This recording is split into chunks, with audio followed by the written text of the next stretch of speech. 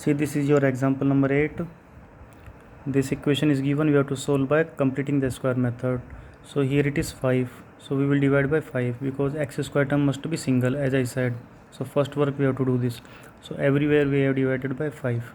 So this 5 and 5 will cancel, here 6 upon 5 and there minus 2 upon 5 will remain equals to 0. Now it is a square minus 2ab plus b square because minus is coming there. So this identity we will write a square minus 2ab plus b square, this identity.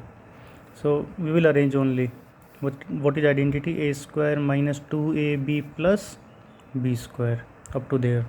After that this same term we will subtract because it is one time adding, so one time we will subtract, and the last term is there 2 minus 2 upon 5, so this last term we will write as it is. Okay, so the same work we have to do in every question which is asking by completing the square method. So in this first bracket we will fill x because there is x square is also already outside, x is there.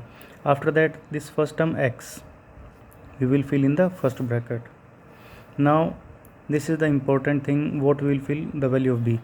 Here it is 6 upon 5, so its half we will fill here. Okay, it's half. So 6 upon 5 half is 3 upon 5 because 6 half is 3. Now in every bracket fill 3 upon 5. After that we will solve this. Up to here it is identity a square minus 2ab plus b square, so it will become a minus b whole square. It means it will become x minus 3 upon 5 whole square. Up to there this full term will become only this. After that these two terms are remaining only, so this will write as it is, minus 3 upon 5 whole square minus 2 upon 5 equals to 0.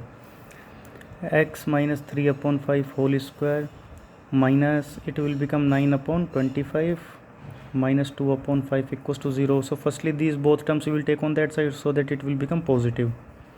So it will become 9 upon 25 plus 2 upon 5, and this term we will write as it is here, x minus 3 upon 5 whole square.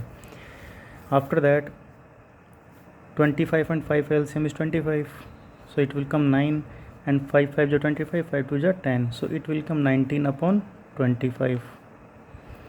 So x minus 3 upon 5 whole square equals to 19 upon 25. Now this square will go on that side, so when we will transfer this square it will become square root, so it will come square root of 19 upon 25, and here only x minus 3 upon 5 will remain. So 19 square root, 19 is not perfect square number, so it will come inside square root, but this 25 square root is 5, so it will go outside, and always plus minus will come whenever you will find square root of anything. So x minus 3 upon 5, now minus 3 upon 5 will go on that side, x equals to 3 upon 5 plus minus root 19 upon 5. So this 5 is LCM, so 3 plus minus root 19 upon 5 is your solution. You can divide into two parts also, 3 plus root 19 upon 5 and 3 minus root 19 upon 5. So this is your example number 8 of chapter 4.